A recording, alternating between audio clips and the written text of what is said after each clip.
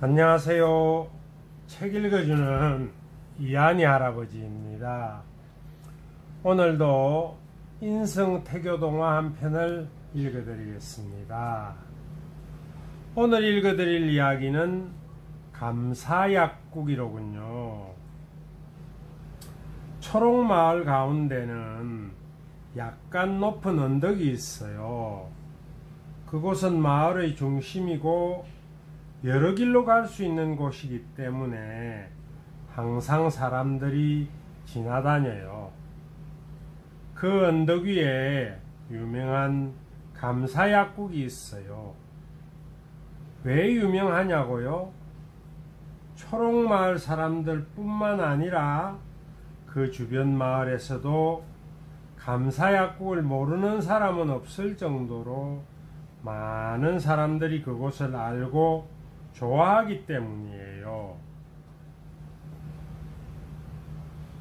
약국 바로 앞에 있는 버스 정류장에서 어르신들이 서 있으면 약사는 어르신, 날씨도 더운데 버스 기다리시는 중에 잠깐 약국에 들어오셔서 시원한 비타민 음료를 드세요. 제가 서비스 해드릴게요. 라고 하면서 어르신들을 시원한 약국으로 모시고 들어가서 어르신들의 이야기를 들어주곤 해요.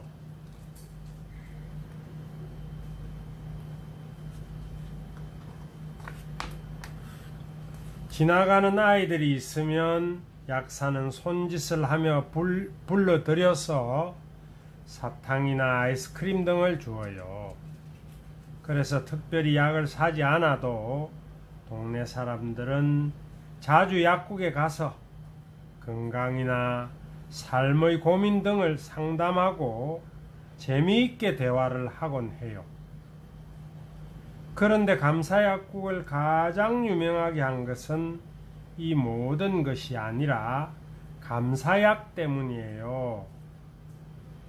원래 약국의 이름은 사랑약국이었지만 이 감사약이 너무나 유명해졌기 때문에 사람들은 감사약국이라고 부르는 것이에요.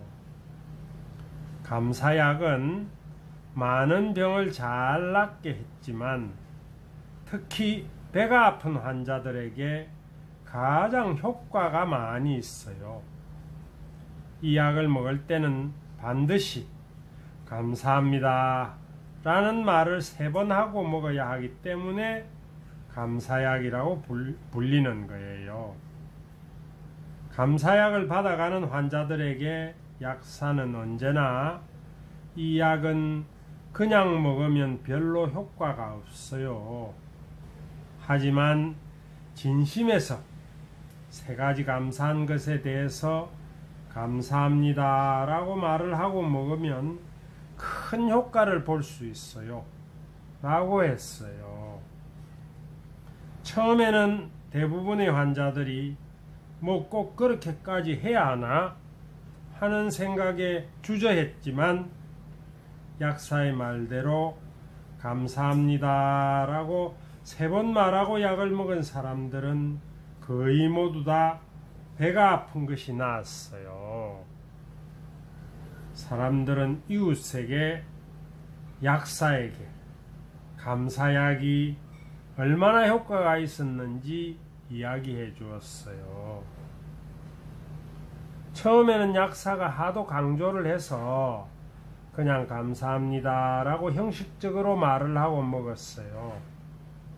하지만 감사합니다 라는 말을 며칠 하니까 난 정말 없는 것이 너무 많고 참 불행하다 라는 생각을 많이 했는데 난 불행한 것만 있는 것이 아니라 감사한 것도 많구나 라는 생각이 들면서 진심에서 감사합니다 라고 하게 되었어요.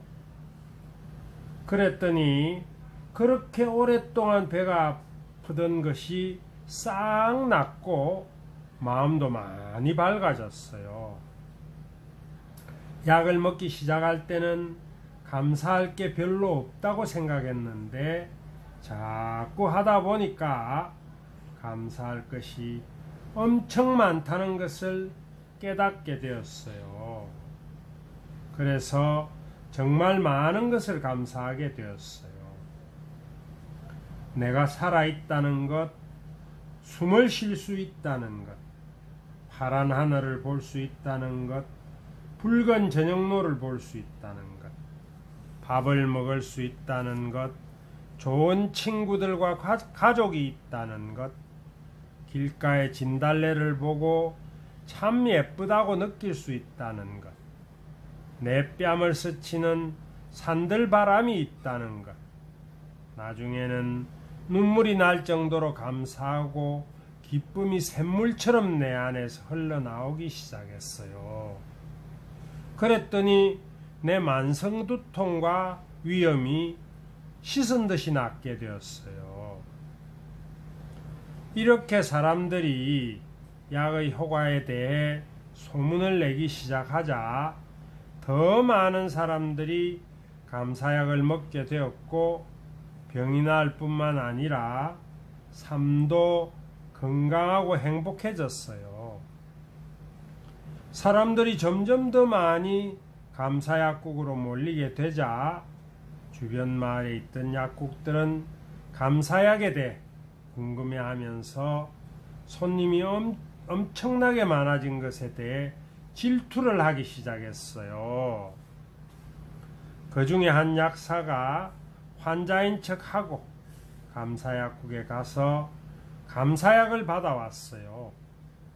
그리고 약을 분석해 보니 어떤 대단한 약 재료가 있는 것이 아니라 주변에서 흔히 볼 수 있는 고구마, 호박, 당근, 부추, 미나리의 가루와 꿀이 조금 들어있을 뿐이었어요. 이것은 그냥 평범한 건강보조식품이잖아. 그런데 이것이 왜 그렇게 약효가 좋은 거지? 라고 고민을 했지만 그 답을 찾을 수가 없었어요. 결국 주변에서 약국을 하는 약사들은 그냥 똑같은 재료를 가지고 감사약을 만들어서 팔기 시작했어요. 약을 먹을 때는 3번 감사합니다 라는 말을 해야 한다는 당부도 있지 않았어요. 하지만 어느 정도 효과는 있었지만 감사약국에서 살 수 있는 감사약과는 비교할 수 없을 만큼 약효가 약했어요. 주변의 약국에서는 감사약의 가장 중요한 성분을 알아내지 못했기 때문에 똑같은 효과를 볼 수가 없었던 것이에요. 감사약국의 약사는 가난한 집에서 태어나서 약사가 되기까지 많은 어려움이 있었어요. 하지만 감사의 위대한 능력을 알고 나서부터는 그의 삶은 놀랍게 변화가 되었어요. 약사가 된 것도 감사약을 만들어서 사람들의 몸과 마음을 치유하기 원했기 때문이에요. 감사약의 재료가 되는 고구마, 호박, 당근 등을 직접 재배를 했어요. 물론 혼자서 다 한 것은 아니지만 시간이 날 때마다 밭에 가서 감사하며 씨를 심고 식물들에게 이렇게 잘 자라나서 감사해요. 앞으로 사람들의 상한 마음과 몸을 잘 치료해 주세요. 라고 말을 하며 정성껏 재배를 했어요. 그리고 감사약을 마음에 스트레스가 쌓이고 근심이나 분노가 많아서 병에 걸린 사람들에게만 처방했어요.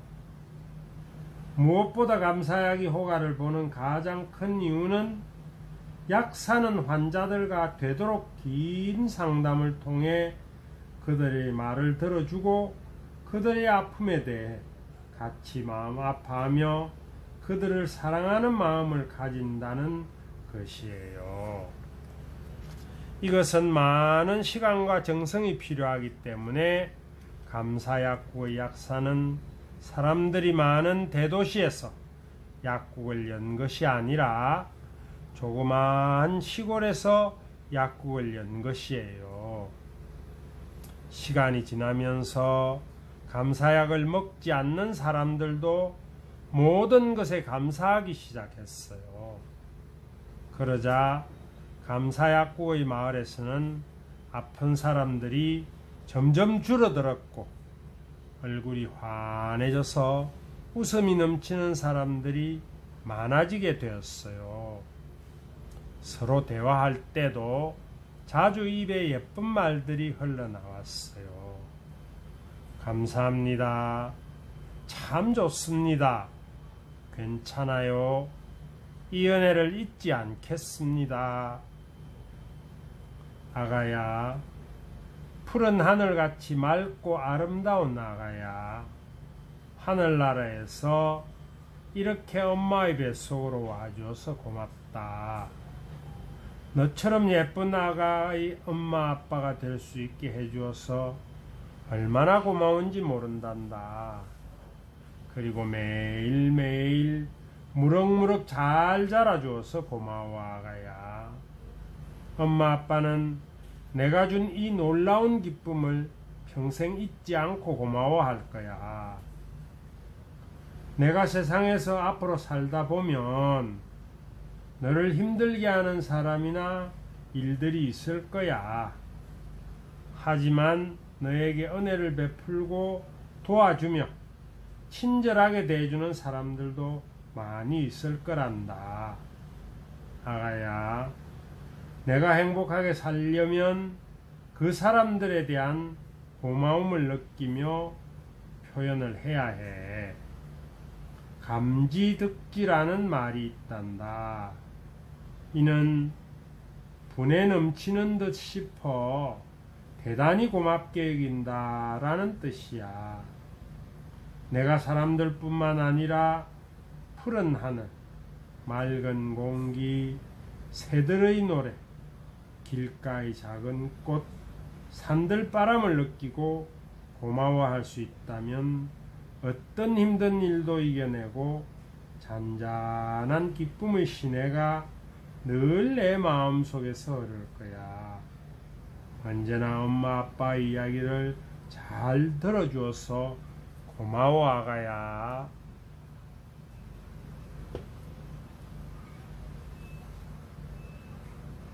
아름답고 좋은 말을 쓰면 마음이 항상 맑고 고와집니다.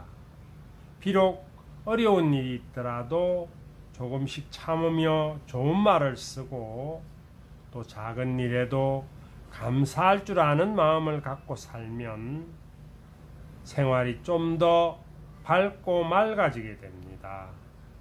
오늘도 할아버지의 태교 동화를 들어주셔서 고맙습니다.